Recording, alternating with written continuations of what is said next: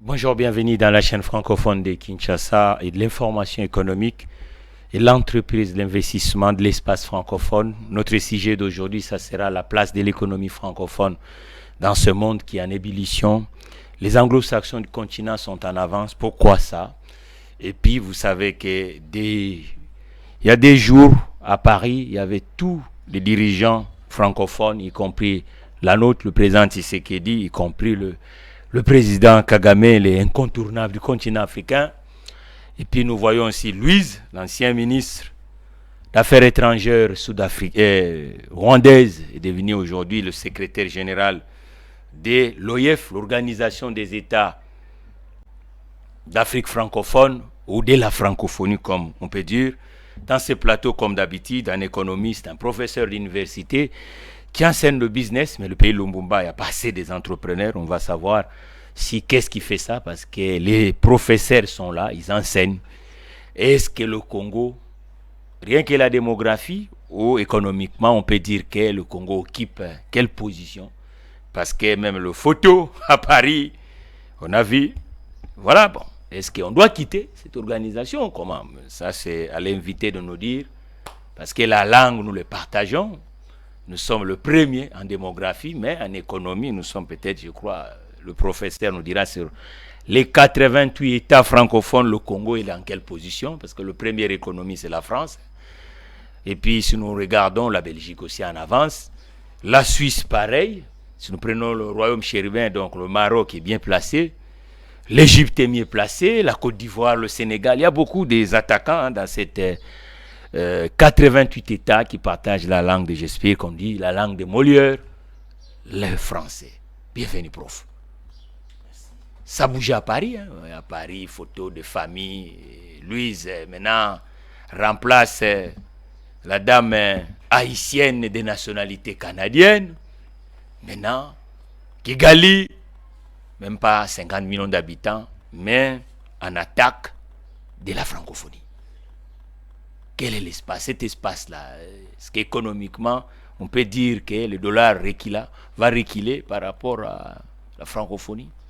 Beaucoup de monnaies aussi, hein, franc CFA, l'euro, les aéro-monnaies. Dans cet espace, il n'y a que des monnaies.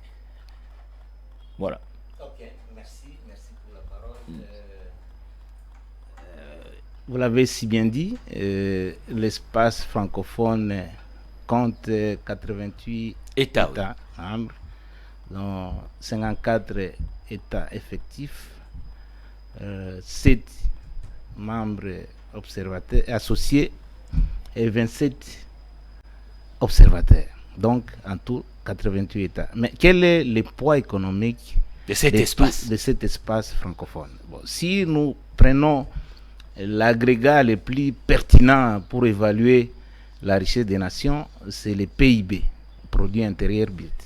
Et quand nous regardons quel est le PIB mondial, à ce jour, le PIB, la richesse créée annuellement par tous les États du monde, s'évaluerait aujourd'hui à 105 540 milliards de dollars.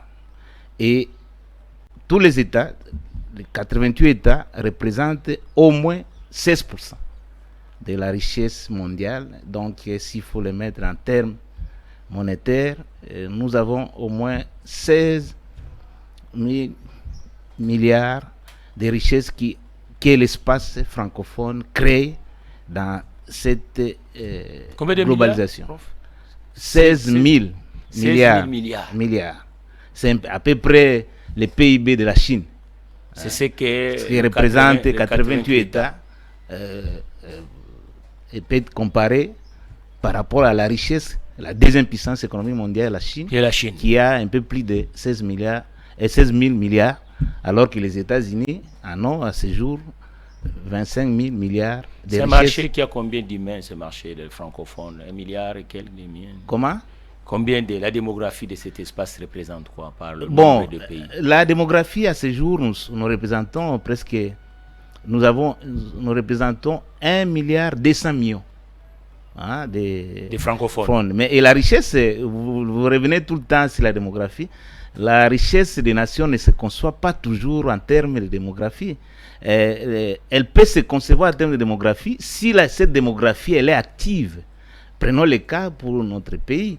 Si tout était concis par rapport à la démographie, nous sommes à ce jour pas moins de 120 millions. Là, vraiment, je peux vous donner les raisons parce que les Américains ne sont pas 1 milliard, hein, ils sont 300 000 et quelques. C'est ça que j'ai dit. C'est vrai, tous les pays développés ont une forte démographie. Mais il faut que la démographie soit active. Parce que la démographie, elle peut être un atout, mais elle peut être aussi un handicap. C'est le cas.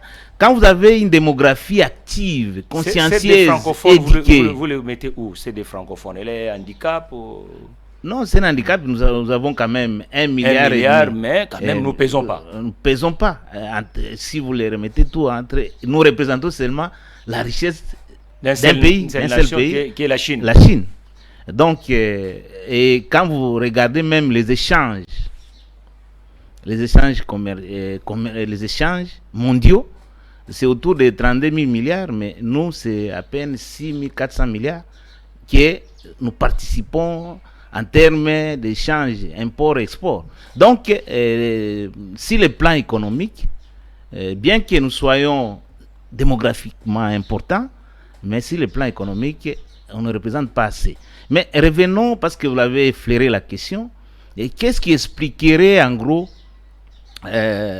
ce que nous déplorons en Afrique? Quand vous regardez la plupart des pays qui émergent en Afrique, c'est l'espace anglo-saxon, l'espace anglophone. C'est souvent les anciennes colonies britanniques, anglaises qui émergent. Mais tout dépend aussi, je vous ai toujours dit, la richesse, c'est l'expression chiffrée de l'éducation ou de l'intelligence.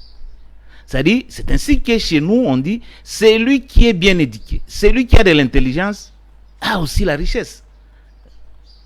Et vous allez le remarquer aujourd'hui, en termes de puissance économique, on tient compte aussi du capital humain. C'est-à-dire, aujourd'hui, les richesses ne se conçoivent plus en termes de potentialité, comme on nous a habitués depuis la colonisation, depuis notre accession à l'indépendance. Nous sommes un pays potentiellement riche, mais les potentialités, ce ne sont pas ça les richesses.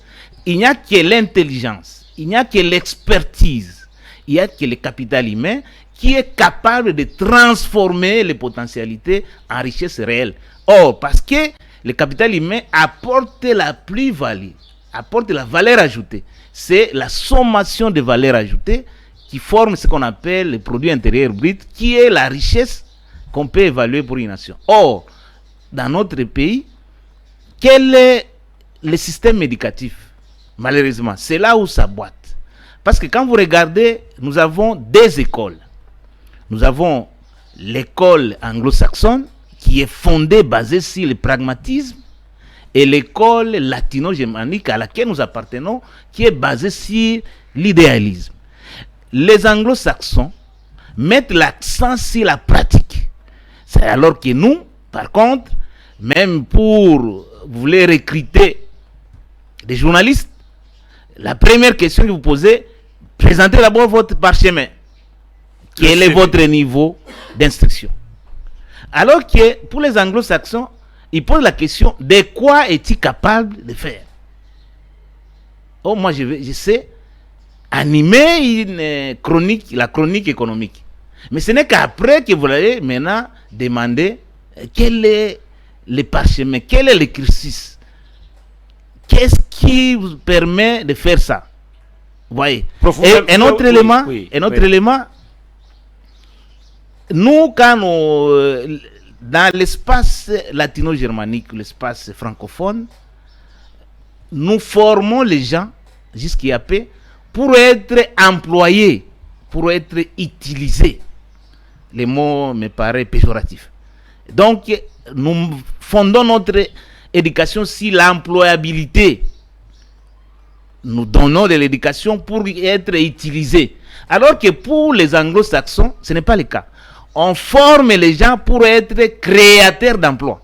nous nous formons les gens pour être demandeurs d'emploi, alors que les anglo-saxons créent et forment les gens pour être créateurs, porteurs de projets. Et voilà ce qui fait la différence. Je vous ai dit dans l'une des émissions ici que les salariats, c'est de la pauvreté en sursis, alors que l'entrepreneuriat, c'est de la richesse en puissance. Dès lors que vous formez, donc l'homme n'est homme que quand il a subi 4 formes d'éducation. L'éducation parentale, l'éducation scolaire, l'éducation spirituelle ou chrétienne. Mais il manque, ce qui a manqué jusqu'ici, c'est l'éducation des affaires, l'éducation entrepreneuriale, l'éducation financière. Or, quand vous regardez le système d'éducation anglo-saxon, il est aussi fondé sur l'entrepreneuriat, sur l'éducation financière, l'éducation entrepreneuriale. Alors que nous formons nos enfants pour être engagés dans une entreprise. Or, quand vous êtes engagé dans une entreprise, vous êtes salarié. Ça vient du mot sel. C'est-à-dire, ce qu'on vous donne n'a qu'un caractère alimentaire. Et les jours où vous serez à 65 ans, vous voulez nous dire que à 65 ans, vous allez à la retraite, et dans un pays comme le nôtre où il n'y a pas la sécurité sociale, ça devient un mouroir. Raison pour laquelle beaucoup d'Africains, particulièrement des Congolais, ne veulent pas la retraite. Parce qu'aller à la retraite, c'est aller au mouroir. Alors que quand on s'engage dans l'entrepreneuriat, on devient prospère jusqu'à son vieil âge. Et l'exemple le plus patent, c'est celui de notre père par la foi, Abraham. Il est devenu prospère, il est devenu le symbole de la prospérité pour nous chrétiens. C'est parce qu'il a été entrepreneur agropastoral. Donc, si nous voulons que l'espace, et je note, pour citer, les thèmes retenus, créer, innover et entreprendre. Donc les francophones ont compris que pour améliorer leur force économique, pour améliorer la richesse, il faut passer par l'entreprise. C'est pourquoi ils ont mis créer, nous devons avoir des créateurs, nous devons avoir des innovateurs, mais aussi et surtout des entrepreneurs. Donc il faut changer de paradigme et axer notre éducation sur l'entrepreneuriat. Ainsi, nous deviendrons beaucoup plus prospères. Bon, il y a une autre chose, parce que les Congolais lambda disent que comment fait-il que, en première position, c'est le Congo, mais protocolairement, on voit comme si dans ces espaces, on ne respecte pas le Congo. Que le protocole n'est pas respecté et que depuis cette organisation a commencé, il n'y a jamais eu un secrétaire général de l'OIF des nationalités congolaises de la RDC. Voilà, peut-être je peux vous choquer. Vous savez, dans ces pays, à moins qu'on soit frappé d'amnésie collective, à une certaine époque, ces pays jouaient le rôle du gendarme de l'Afrique centrale. À l'époque, la diplomatie, les relations internationales étaient fondamentalement idéologiques. On avait deux pôles et on avait appelé à l'époque la guerre froide. Il y avait des communistes, des socialistes d'un côté et les capitalistes.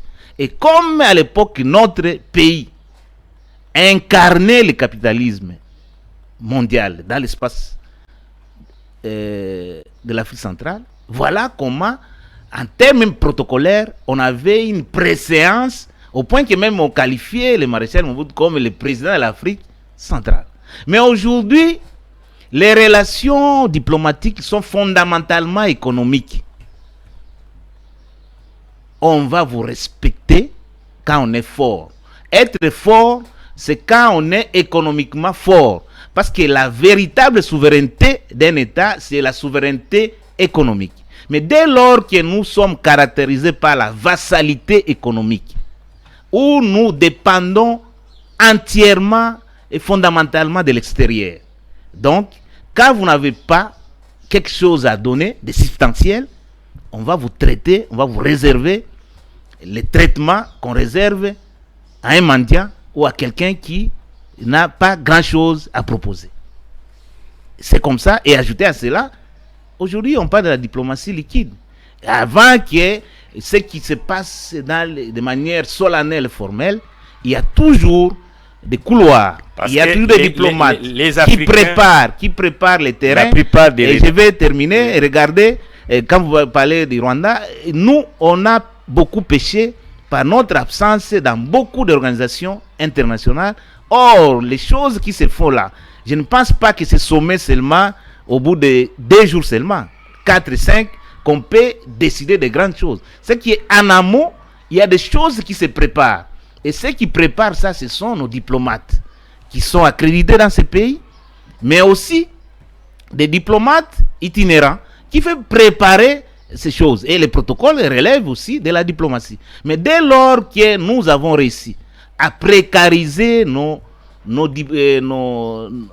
diplomates, à précariser même nos ambassades, nos ambassadeurs accrédités dans d'autres pays, donc on va que vous réserver un traitement qui ne serait pas à la hauteur de notre ambition, parce que notre ambition, c'est d'être la locomotive de l'Afrique centrale, mais comment vous avez analysé, là on va toucher un peu de la politique, parce que l'économie sans la politique, ça ne tient pas aussi debout, le discours de Emmanuel Macron, l'ouverture de ce sommet, beaucoup ont regardé ça avec un regard un peu bizarre. Comment une grande démographie comme la République démocratique du Congo, premier espace francophone, mais on cite le crise au nom de l'organisation francophone, on ne cite pas la République démocratique du Congo. Vous, comme professeur francophone, l'homme des sciences, comment vous pouvez interpréter ça? Le premier des espaces économiquement assimés, qui est la France, qui devait être secondé par la République démocratique du Congo, mais ce qui se passe du point de vue, parce qu'on s'associe pour l'entraide aussi de la confrérie, comment Emmanuel Macron n'a pas pu parler de ce qui se passe à l'est de la République démocratique du Congo. Parce que même notre confrère de Jeune Afrique a essayé de poser des questions à Emmanuel Macron. Non, vous savez, le monde actuel est cruel. On sait quoi faire avec les faibles. Nous sommes arrivés au moment où je qualifie, nous sommes dans ce que j'appelle le darwinisme politique. Darwin, c'est un évolutionniste qui, pour nous qui avons fait les sciences exactes, démontre, explique un peu la présence de l'homme sur Terre. Parce qu'il y a des théories qui justifient la présence de l'homme sur Terre. Nous avons d'une part les créationnistes. Moi, je me reconnais dans cette tendance. Je me dis que si l'homme est sur Terre, il a été créé par un être supérieur, le Dieu créateur. Mais il y a une autre école évolutionniste à laquelle appartient Darwin et Lamarck. Ils disent que l'homme est le produit de l'évolution. La vie a commencé dans la mer, dans l'eau, et petit à petit, on est passé par... Et c'est ainsi qu'on parle même que notre ancêtre serait chimpanzé et tout. Et qu'est-ce qu'il dit? Darwin, il dit que il n'y a que les forts qui vont subsister, les faibles vont disparaître. Nous sommes dans cette hypothèse. Mais aujourd'hui, si nous décrions ce qui se passe dans l'Est, si nous décrions la guerre dans l'Est, qu'est-ce qui est à la base? À la base, cette guerre remonte des années 94, avec ce que le monde a déploré, le génocide de Tutsis au Rwanda. Et ces génocides qui ont été à la base, qui sont des commanditaires intellectuels, qui sont impliqués dans ces génocides, d'une manière ou d'une autre. Il y a aussi la France. Donc la France a une conscience chargée. Et donc, les guerres et la guerre que nous déplorons là, c'est une guerre pour des mobiles économiques. Donc il y a les multinationales, parmi lesquelles il y a aussi des multinationales françaises, qui sont derrière cette guerre. Maintenant, parce qu'ils ont une conscience chargée, parce que le Rwanda tout le temps lui rappelle que non, c'est vous qui avez été à la base, maintenant ils veulent se donner bonne conscience en donnant plus de l'importance au Rwanda, qui tout un État francophone, mais il y a aussi ils sont dans l'espace qui partagent Commonwealth, comme l'anglais, c'est ça. Maintenant, pour changer, équilibrer les choses, nous devons être forts. Et aucun État ne peut être fort de l'extérieur s'il ne l'est pas de l'intérieur. Voilà la nécessité pour que notre État se construise d'abord de l'intérieur, parce qu'il y a une fracture importante à l'intérieur. Donc il faut régler, parce que vous savez que non, il n'y a point d'économie sans politique. Donc il faut régler d'abord la fracture politique à l'intérieur. Voilà la nécessité de la cohésion nationale. Donc pour que nous mettions comme ça, nous allons colmater toutes les brèches, nous allons colmater cette fracture ainsi. Quand nous sommes forts, parce que la politique, je termine par là, la politique internationale, c'est le prolongement de la politique interne. Aucun État ne peut être fort à l'extérieur s'il l'est de l'intérieur. Vous voulez dire que les francophones, l'économie francophone ne prend pas l'ascendance par rapport aux anglo-saxons parce que il y a quoi? L'absence d'écosystème, l'habilité des francophones. Pour vous, qu'est-ce qui fait ça? Parce qu'il y a 1 milliard des hommes. Ces États aussi sont, la plupart, surtout en Afrique, en potentiel, ils sont riches, avec les sols immensement riches. Vous prenez des Niger, la Côte d'Ivoire, le Congo, je vous arrête tout de suite. On est pauvre, on n'est pas riche. On n'est pas pauvre. Je vous ai encore dit, au risque de me répéter, la richesse ne se conçoit pas en termes de potentialité. La richesse se conçoit en termes de valeur ajoutée. Qu'est-ce qui fait que les gens qui ont des potentialités, mais ils demeurent, c'est ce que vous dites, parce que ça... Absence de capital humain, absence d'éducation. Combien est-ce que nous allouons à l'éducation? On a voté le budget. Parce que vous voulez être riche, il faut, la richesse d'abord, il est d'abord mental avant d'être matériel. Quel type d'homme nous créons? Quel est l'écosystème économique que nous mettons en place? Qu'est-ce que nous faisons pour favoriser l'entrepreneuriat? Tous ces pays-là anglo-saxons... Mais est-ce que si aujourd'hui, admettons, quand figure que le Congo dit, bon voilà, comme protocolairement, l'OF, il n'y a pas le respect pour le Congo, et je me retire, qu'est-ce qui changera, économiquement parlant? Non, vous savez que... Si par exemple, on dit, Kinshasa dit, moi, je quitte l'OIF, donc d'abord cette organisation, il n'y a pas le confrérie. Je vais quitter. Qu'est-ce qui peut changer? Parce qu'il y a aussi des États qui ont quitté les organisations. Comme les Niger. Non, les Niger aussi. Non, le problème, ce n'est pas... Vous savez, quand il y a une différence entre un homme d'État et un homme politique. Bon, des questions d'État, on s'interdit d'être sous la charge émotionnelle. Oui, Adola, c'est l'émotion qui parle chez des intellectuels africains. Le moment où on oublie, on ignore, par exemple, le conflit de l'Est. Pour vous amener ça dans l'autoroute de l'ignorance, de l'émotion. J'ai dit ceci. Le problème, ce n'est pas de quitter. Et quand on quitte, on fait quoi? Est-ce qu'une fois qu'on quitte, on sera respecté? Moi, ce que je pense, on peut bien quitter du jour au lendemain. Ça changera quoi? Moi, je veux savoir économiquement, qu'est-ce qui va changer pour la démocratie du Congo? Si on dit, bon, là, aujourd'hui, bon, il n'y a pas de problème. Comme ils ne veulent pas reconnaître qu'à l'Est, il y a des gens qui sont en train de partir, alors, nous, on quitte cette organisation parce qu'on peut aller avec un frère dans la route tant qu'il ne compétit pas avec ce que moi, je vois. Maintenant, économiquement, vous êtes économiste. Qu'est-ce qui peut changer? Premier partenaire économique de la RDC, c'est la France. Donc la France va retirer ses entreprises ici? Bon, ça dépend. Il peut, parce que je vous ai dit que les relations diplomatiques... Mais la francophonie, c'est pas la France. La francophonie, c'est un espace. Non, il y a 88 États. C'est pas la France. Ça n'a rien à voir avec la France. Je vous dis ceci. Je vais encore vous surprendre. Ce n'est plus la... C'est la France. Tous ceux qui sont passés là, qui sont élevés à ces rangs-là, ne peuvent pas l'être sans la volonté de la France. La francophonie, c'est d'abord et surtout la France. Et le reste après. Qu'on ne vous trompe pas que nous sommes d'égal à égal. C'est la volonté française. Parce que c'est la volonté... Maintenant, les 87 États-là, ils sont quoi? Ils sont là, les gens qui suivent la France. Vous pensez que c'est comme ça? C'est le cas. Tu vois, la parole du pauvre n'a pas beaucoup d'importance. Vous qualifiez les 77, ils sont pauvres. Donc c'est la France qui est un peu riche. Il est plus riche que tous les autres. À moins de me dire le contraire.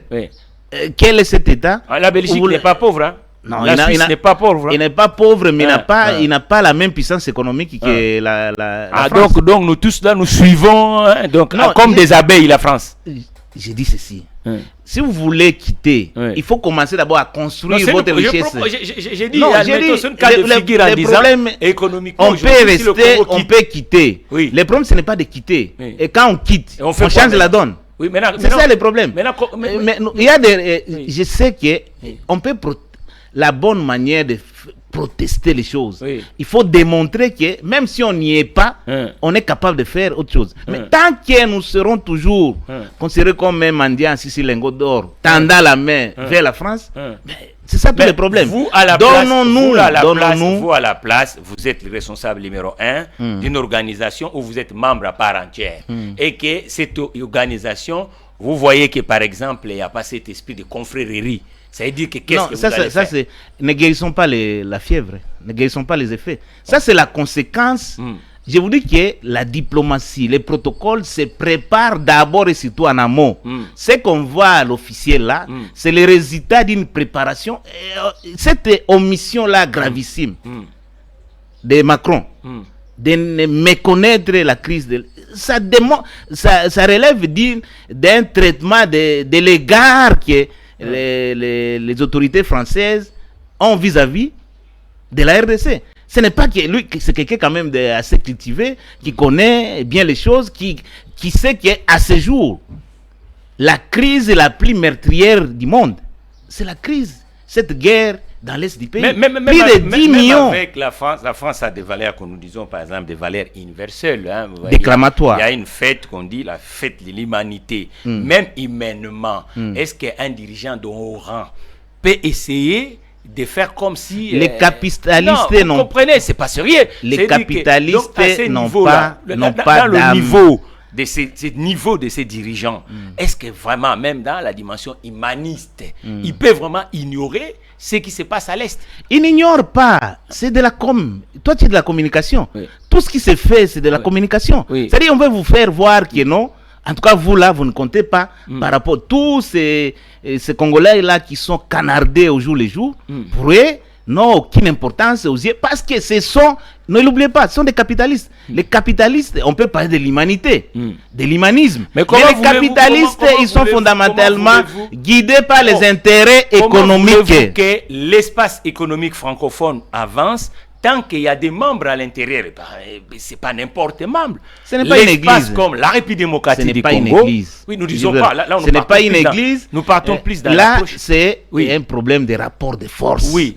Vous voulez être respecté, commencez à démontrer que réellement vous méritez le respect. Et le respect ici, c'est par rapport à la puissance économique. Le respect, ce n'est pas par rapport aux valeurs humaines. Je termine.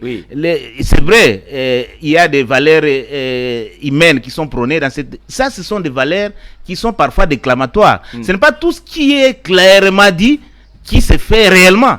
C'est-à-dire on peut déclarer que non, nous prenons aujourd'hui... La France... Prenons l'exemple.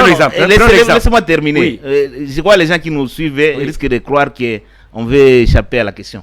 La France, la francophonie, une des valeurs aussi, c'est la démocratie. Mais vous ne voyez pas combien de fois la France soutient les tyrans, les régimes dictatoriaux. Est-ce qu'il ignore que... Comment vous expliquez ça? J'ai dit que ce sont les intérêts économiques qui passent avant les intérêts... les valeurs humaines. Revenons. Mais comment voulez-vous qu'on devienne une puissance par rapport aux anglo-saxons? Les Rwandais. Non, parlons-en. Est-ce qu'au Rwanda, est-ce qu'il y a démocratie? Là, c'est un sanguinaire. Mais pourquoi on les respecte et que nous, qui nous battons pour être démocrates... Donc économiquement, ils sont forts que nous non, ce sont des relations... pas forts. C'est ça le problème. Non. Et il y a ce qu'on appelle les lobbying. Toi, vous ignorez qu'il y a des lobbies américains, des anciens présidents américains qui soutiennent, il y a des lobbies juifs. Le monde ici est dirigé par les juifs. Et tous ces lobbies américains, des lobbies juifs, sont derrière Kagame. Et ils ne font que faire voir à d'autres. Quand vous prenez par exemple, on parle de l'Arménie. Mais l'Arménie dépasse la RDC économiquement? Le problème, c'est que vous posez des questions. À un moment, donc, mais il faut vous qu'on se ne pose des laissez questions. pas. Parce vous que, ne laissez oui, pas développer. Je vous demande. développer. Non, C'est ça que le prenons l'exemple, parce que là, on parle de l'économie, de cet espace. C'est l'un des éléments qui fait que l'espace francophone ne peut pas faire face. Parce qu'il faut d'abord, les 68, les 88 États se sentent en harmonie, tous ensemble, parce que base de confiance qui vont créer l'économie. Mais maintenant, quand vous voyez, par exemple, l'un des dirigeants, il y a une crise que vous ignorez, au moment où les autres entreprises peuvent aussi émerger en République démocratique du Congo. Et quand vous citez par exemple les États comme l'Arménie, je vais me demander, depuis que je suis ici, vous avez acheté un produit arménien ici en République démocratique du Congo? Vous comprenez? Donc à un moment, il faut qu'on descende sur terre. Il faut qu'on descende sur terre, prof. C'est normal. Est-ce que vous me promettez cette fois-ci que vous me laisser terminer? Je vous laisse. Je vous laisse. Voilà. Je vous ai dit que les relations diplomatiques sont fondamentalement économiques. Je ne dis pas que le Rwanda est économiquement fort, que non. Mais les puissances économiques, les multinationales, se servent du Rwanda pour nous attaquer, pour piller et pour prendre. Pourquoi ils le font? Parce que le Rwanda est soutenu par des lobbies. Ce monde ici est dirigé par les Américains et surtout par les Juifs. Dès lors qu'on a l'appui de ces gens-là, on peut fermer les yeux. Parce que vous parlez de valeurs. Même à l'ONU, il y a des valeurs qui sont prônées. Est-ce que quand on voit les gens être tués à longueur de journée à travers le monde, l'ONU qui est supposée assurer la sécurité internationale, est-ce qu'ils interviennent? Mais quand il y a un Français, il y a un Canadien américain qui est tué, mais c'est tout le monde qui se met. Au point de vous dire que non, le sang humain américain est de loin plus important que le sang humain congolais. Pour vous faire respecter, vous devez créer les rapports de force. Et les rapports de force, ce ne sont pas seulement la puissance économique, mais il y a aussi la diplomatie liquide qui permet, aujourd'hui on parle de plus en plus de lobbying. Il y a des lobbies. Et pour être fort aussi, il faut réussir à être présent dans toutes les organisations internationales. C'est le cas de la RDC, non? Les organisations internationales. Et qu'est-ce que vous représentez dans ces organisations? Vous jouez de la figuration. C'est-à-dire, participer et non assister. C'est-à-dire, il faut que vous soyez réellement... Donc nous assistons, nous ne participons pas. Très peu. Mais pour la plupart des cas, nous faisons de la figuration dans toutes ces organisations internationales. Depuis et combien, quand vous regardez, figurant dans les organisations internationales, pour la plupart des cas, prenez même l'ONU, combien de fonctionnaires internationaux d'origine congolaise sont dans toutes ces organisations-là? Parce qu'il faut les relayer. Parce que la diplomatie, ce n'est pas que vous quittez votre pays pour aller plus. Non, vous avez déjà des gens qui sont dans ces différentes organisations qui mènent le lobbying. Et au besoin, on prend même des moyens pour demander aux lobbies qui ne sont pas congolais, mais qui travaillent pour soigner l'image du Congo, pour faire que la crise dans l'est du pays entende. Mais pour ça, c'est pourquoi je dis qu'un pays comme le nôtre, qui est divisé de l'intérieur, notre voix ne peut pas, il y a toujours des voix discordantes.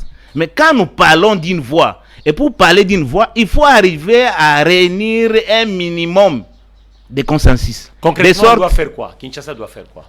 Il faut d'abord qu'on crée d'abord la cohésion en interne. Mais comme ça, quand nous parlons des choses de la RDC, nous parlons d'une voix. Oui. Mais tant qu'il y aura des frustrations, tant qu'il y aura des choses des voix discordantes pour une même question, ça nous fragilise. Ça nous fragilise. Aujourd'hui, il n'y a pas une cohésion au niveau de la République démocratique du Congo?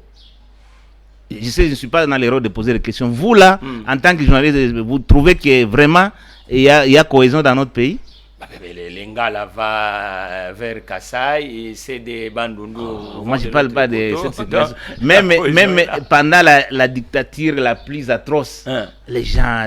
D'ailleurs, parmi les acquis de Mobutisme, entre autres, c'est ça. C'est qu'on pouvait se sentir congolais partout où on s'installe. Donc ce n'est pas ça cette cohésion. La cohésion, je vous ai dit que la crise, vous avez dit qu'il n'y a pas d'économie sans politique. Mais si l'espace politique, est-ce qu'il y a cohésion? Toutes les institutions sont en place, il y a eu les dernières élections. Sont-elles crédibles? Mais la crédibilité, comment on peut décréter? Et c'est juste telle de la confiance. du peuple qui est supposé placer tout ce qui anime ces institutions. Ah bon? Mais c'est ça. Je crois que c'est ça. Le problème, ce n'est pas de dire qu'il y a des institutions. Je vous ai dit à la dernière émission qu'il y a la différence entre la légalité et la légitimité.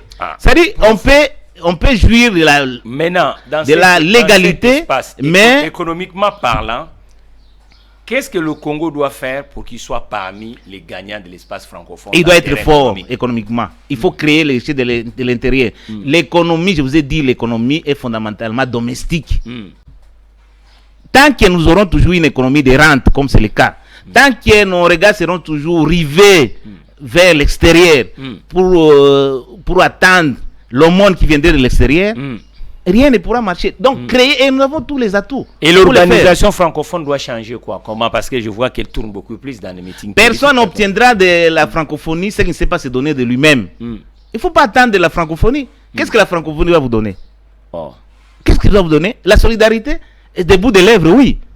Vous-même, vous déplorez le déficit protocolaire, tout ce que nous avons subi, et alors que nous sommes la première puissance démographique dans l'espace francophone. Donc, ce n'est pas la démographie qui compte. Ce sont les rapports de force. Et les rapports de force, ce sont les rapports fondamentalement économiques. Qu'est-ce que nous perdons? Qu'est-ce que nous gagnons? C'est un échange. Est-ce que les autres francophones savent aussi que le Congo, sans le Congo, la francophonie va avoir aussi des difficultés?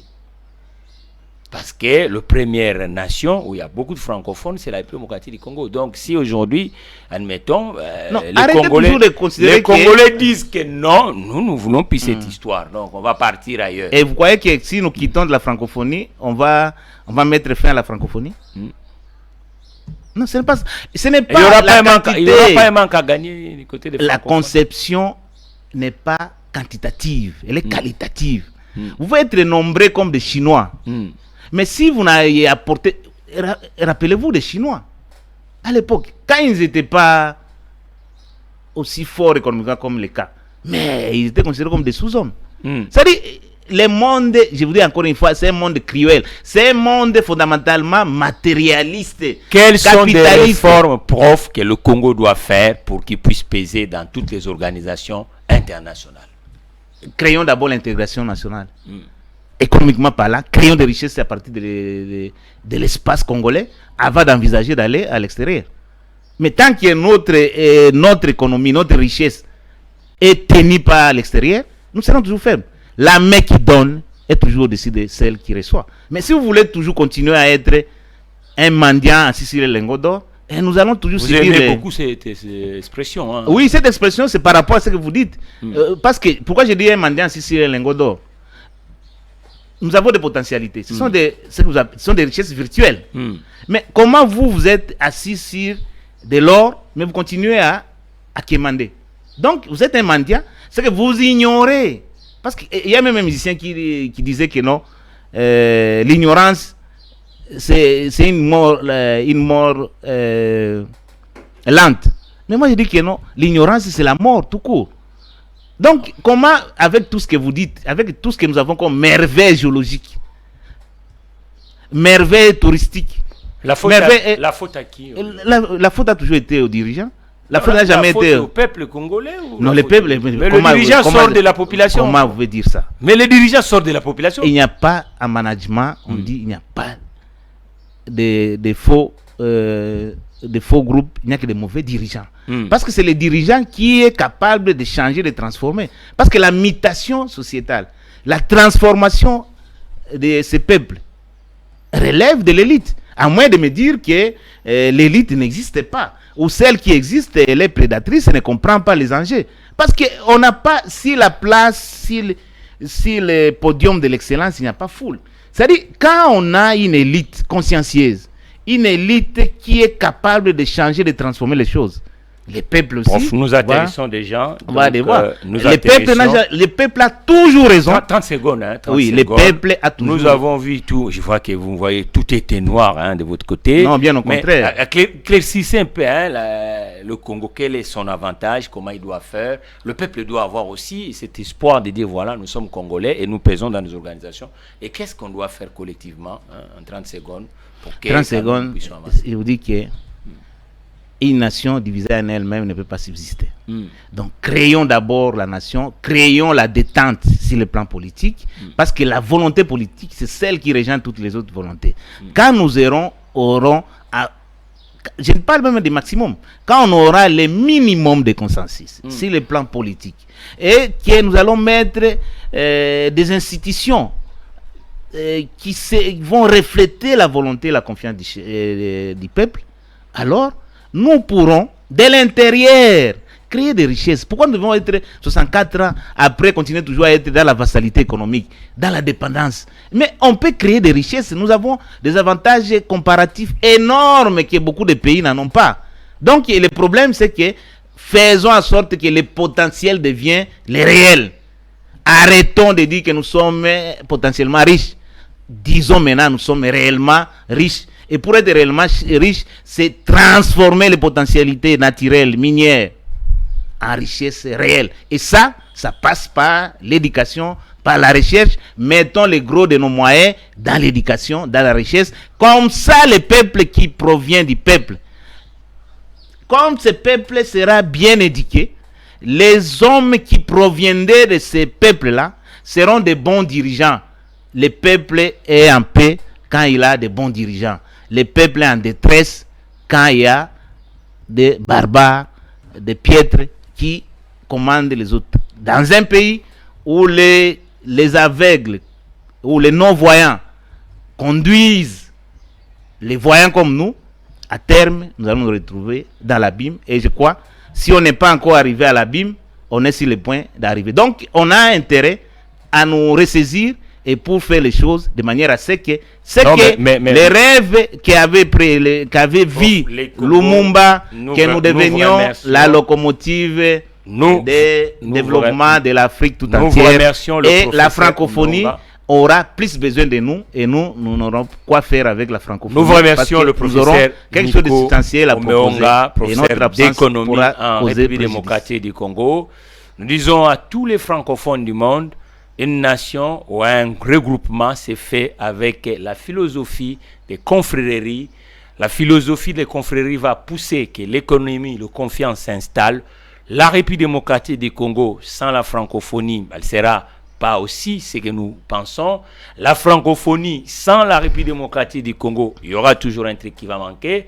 Quant à tous les dirigeants francophones, il ne faut pas ignorer ce qui se passe à l'est de la République démocratique du Congo, parce que l'économie en République démocratique du Congo, les entreprises qui existent dans ces territoires, tous ne sont pas congolaises. Ça veut dire que ces territoires est un territoire universel où la plupart des nations gagnent aussi, mais ça fait presque 3 décennies que dans le grand Est de la République démocratique du Congo, ces injustices, comme l'Europe a connu l'autre fois, nous voulons que les francophones puissent être les alliés de la République démocratique du Congo, parce que même la France a eu des alliés pour l'occupation. Et aujourd'hui, ce territoire est occupé. Chers parlementaires français, regardez ce qui se passe dans le pays de Lumumba. Je pense que la France sans la République démocratique du Congo, il y aura aussi quelque chose qui peut manquer, parce que cet espace linguistique sans la République démocratique du Congo, je pense que nous manquerons beaucoup de choses. Quant à moi, prof, et moi je termine ici. Voilà. La solution de l'Est passera par les Congolais et avec les Congolais. Aucune solution étrangère ne pourra être durable. Mais les étrangers, nos amis francophones, les rapports, vous me laissez terminer, les rapports sera... Oui. Les rapports, j'aime bien les francophones, les rapports sera supplétif. Mais les gros...